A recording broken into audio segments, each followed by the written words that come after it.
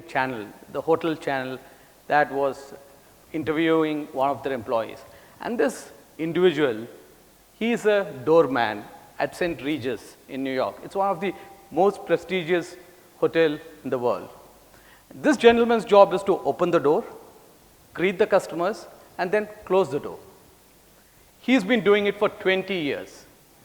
I was thinking, what kind of job is this? How can someone open and close multiple times a day for 20 years and still be happy with what he's doing? And then what followed was something that impressed me very much. He says, when a customer enters this hotel, I'm the first person that he sees. And when he leaves, I'm the last person he sees. And that's the kind of impact I want to create. When he sees me the first time, he needs to make sure that when he comes again, he wants to come to the same hotel. And then he says that over the 20 years, I've learned so much that now when a customer gets out of his car, I really know what he or she wants. That's the level of understanding I have on the customers, and that's what I've been trying to do all my life. Now that I call, ladies and gentlemen, innovation.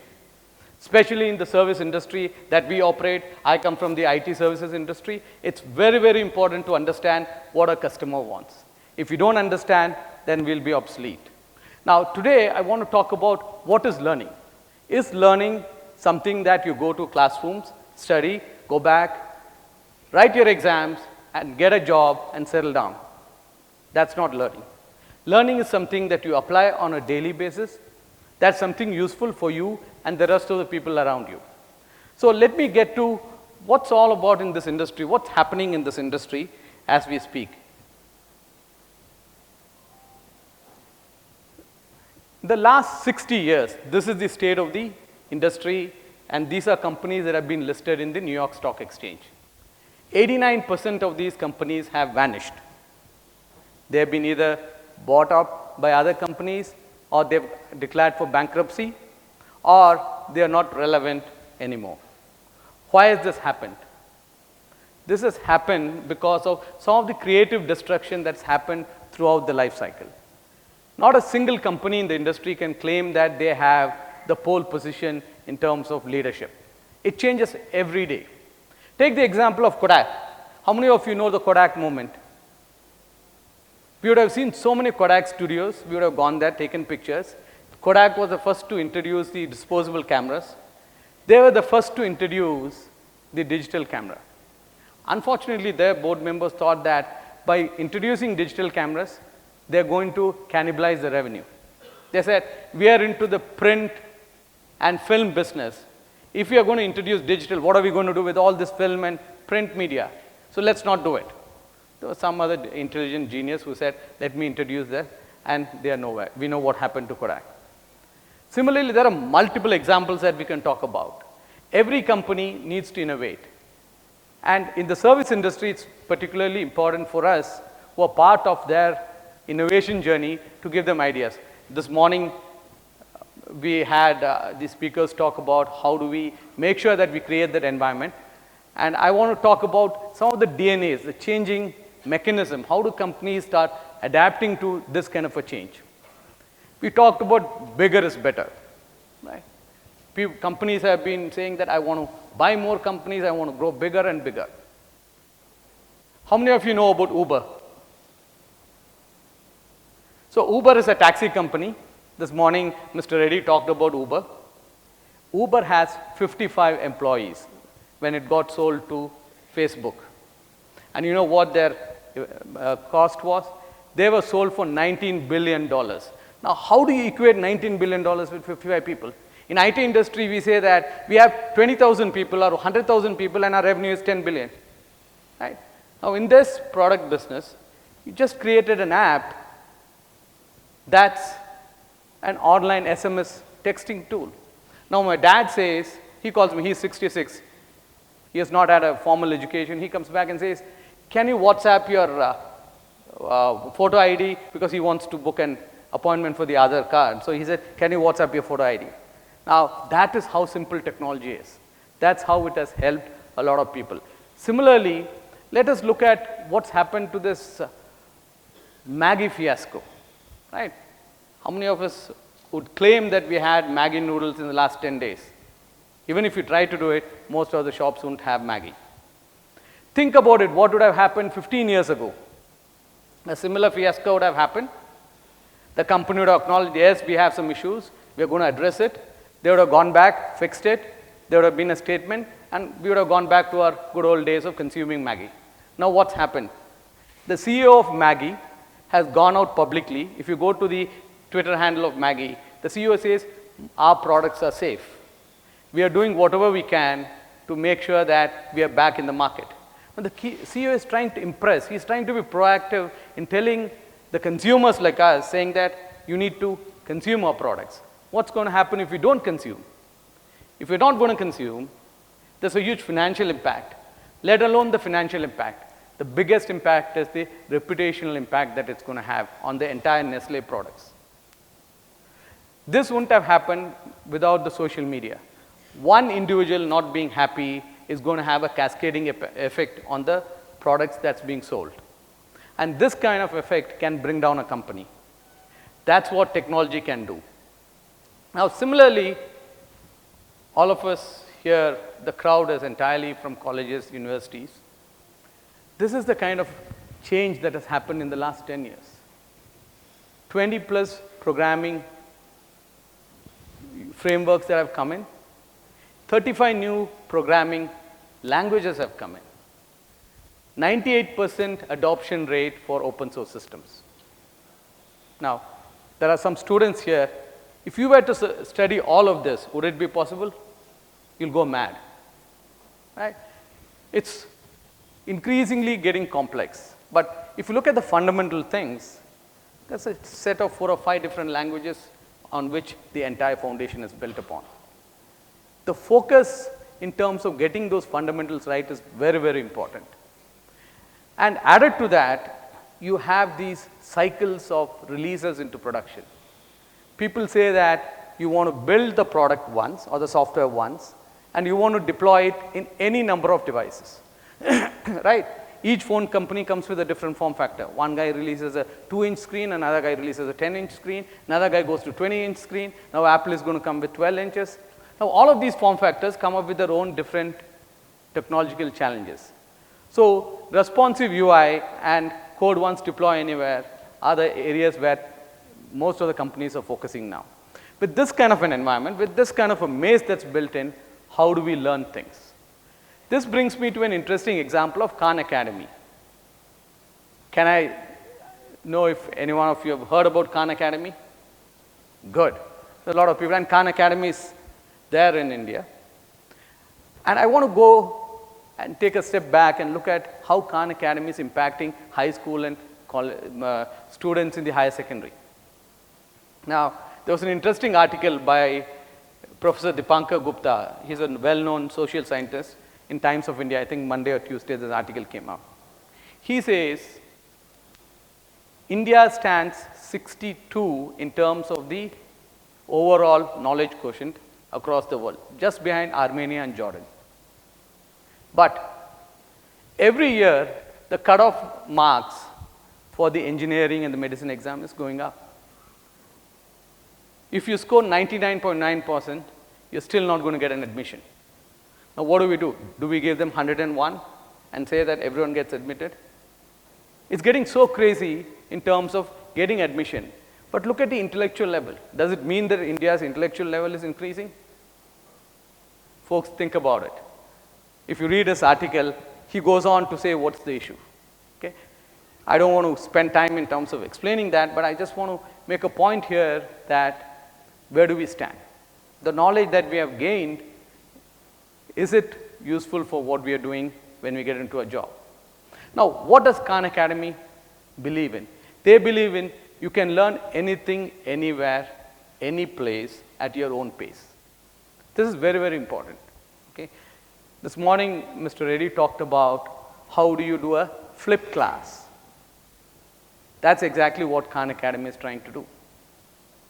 They are saying that for someone to be good, someone to be brilliant, it doesn't mean that you need to score 99, 100%, but it has to be with being strong in your core and fundamentals. When you have a very strong core and fundamental knowledge of what you're doing, that's when you get the passion to learn new things. When you get the passion to learn new things, you plan to go and do higher studies. You try to take into advanced areas where you can really flourish. And when you get into advanced areas, automatically innovation comes into place. Now, when you're weak with your fundamentals, you don't even want to step beyond a particular point. And I'll give you an example. I studied in Coimbatore, and in my college, as part of numerical methods, there's this Simpson's 1/3 and 3/8 rule that all of us would have studied. So we were asked to program in Fortran at that point in time. The whole objective was to how do you solve a particular program in Fortran for Simpson's 1/3 and 3/8 rule. 15 years, and then I'm sitting in New York with an asset manager. And this gentleman, he has a PhD guy next to him. He's a statistician. So he says, he was actually writing down a formula for Simpson's 1/3 and 3/8 rule. I said, Dr. E, what is this? Why are you using Simpson's rule? He says, in order to understand the risk of your asset allocation, your portfolios, you actually use the Simpson's 1/3 and 3/8 rule. I said, oh, is that so? I actually studied in my college. Now, what is the relevance between what I studied in my college and what I'm doing there? Unfortunately, there are so many other things that are actually applicable to what you're doing in your day-to-day life. But we really don't look at it from the practical applicability of these things. Now, this is basically the impact of what Khan Academy has created. They've been able to penetrate into 200 countries. Everything is free. And there are 300,000 registered education providers. Now, this is at a higher secondary and high school level. But if you go to the college level, edX is a joint affiliation between MIT and Harvard. And you have any course that you want. And literally, education is free, is the truth of the day. You can go to edX, and you can pick any subject that you want and get a mastery in that particular area. The only time you need to pay money is when you want that degree certificate on your wall. Otherwise, if you really want to gain knowledge, you don't need to pay a penny. Same as with Coursera. So with so much of open source available, with so much of colleges and institutions coming out, in fact, IIM Bombay, IIT Bombay, IIM Bangalore, BITS Bilani, a lot of these colleges are part of this consortium. Okay. Do you really need to pay so much? Yes, if you want a degree, but if you really want to learn, you don't need to do it.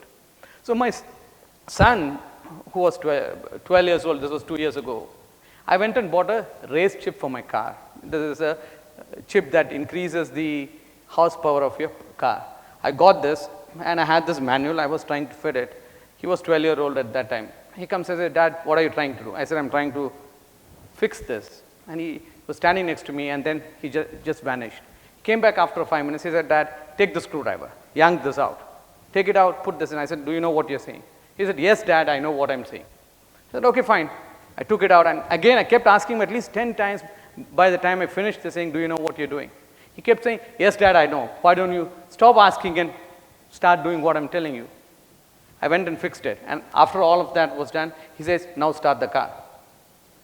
So I said, okay, you stand back. Let me first check if something is going to be wrong. I expected some fireworks to happen. Interestingly, the car started. I was so impressed with him, came out and said, Sashank, how did you know this? He said, Dad, there's something known as YouTube. Right? So a 12-year kid goes to YouTube, finds out how to fix this. Had I gone to a mechanic, he would have charged me at least 10,000 rupees to fix this. That is the amount of information that's available. If you really want to learn, that's where you can go. You cannot expect the professors to sit in the class, teach you everything that's available out there, because it's extremely difficult. It's so difficult that you will not even have time to absorb that. But if you do this flipped class kind of a thing, wherein you read at your own pace, come into your classrooms, and then collaborate, peer learning is important. Peer learning is that 10 people can learn 10 different things, come into a class, collaborate, and learn in half an hour what you could have taken 1 day or 1 month. So that's the whole concept of Khan Academy. And I also want to say, this is where the whole industry is moving towards. Every company in the IT industry is talking about automation. They call it automation, machine learning. You can name anything that you want. In 2 years, probably this is my prediction, you will not have testing as an independent service. The entire software industry is thriving on testing as a service. You have thousands and thousands of jobs that have been created. That's not going to be there. You'll have specialty testing, but you will not have the regular manual testing that's happening. Similarly, you will not have production support, the basic incident management, application monitoring, all of this is not going to be there. Because all of these, anything that is repeatable is automatable. Every company has a tool. Syntel has a platform known as SyntBots, wherein we have already applied this particular product around 6 to 7 customers, and that's where we're committing, because differentiators, innovation, that's something important for us to survive in this industry. Similarly, in terms of development, projects are not getting larger, projects are getting smaller. When projects are getting smaller, what is expected is you need to learn as you do things. For you to learn as you do things, you need to have your fundamentals right. If you don't have your fundamentals right, it's going to be increasingly difficult for you to participate in what's happening. They call us sprints, and these agile sprints are 1 or 2 weeks. How can you develop something in 1 or 2 weeks with a team of 10 people? Unless and until you're good, you're willing to learn, you'll not be able to part of this. Now, with this, I want to show you a small video about this gentleman. Programming languages, thousands of people have downloaded my app, or the app I have. From 6th grade, you jump to full-time college student. I will be 16 when I graduate college and 17 when I finish my master's. Colorado School of Mines is actually a very reputable engineering school here in the Front Range and actually throughout the world. They were willing to take a chance, and Santiago proved that he could do it. So now he can really be himself and relate with the students. The beautiful code is short and concise, so if you were to give that code to another programmer, they would say, oh, that's well-written code. It's much like if you're writing code. When an artist paints a painting and he finishes, he says, oh, well, that's a very nice painting. I like how it turned out. And it's the same thing with programming, going from just a bunch of lines of code to a finished product that people can enjoy all over the world. It feels really nice.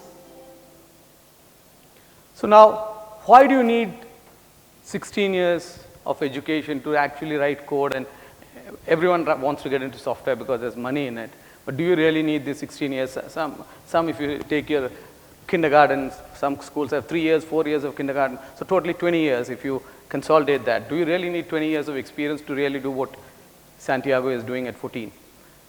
Some of the youngest developers in any technology you look at it are 12 years old. Companies are creating software that are easy for people to adopt and program. There are so many tools out there that will actually reduce the amount of work that you do to actually churn out the code.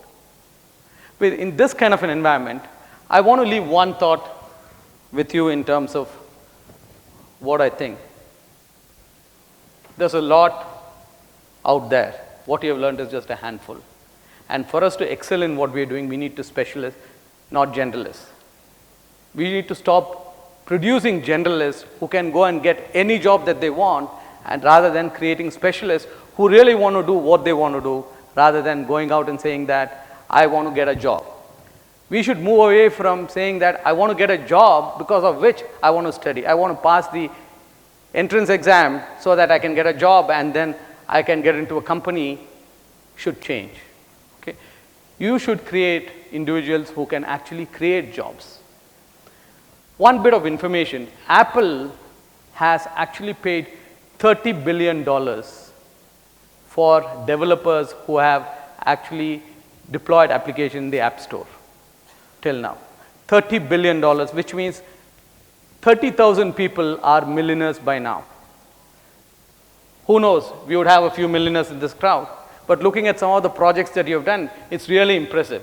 Now, if you take that extra step, and if you go out and say that, let me also do something, because you have the environment, you have the platform, everything is out there. All we have to do is get out of our comfort zone and see how we can take it to the next level. Thank you.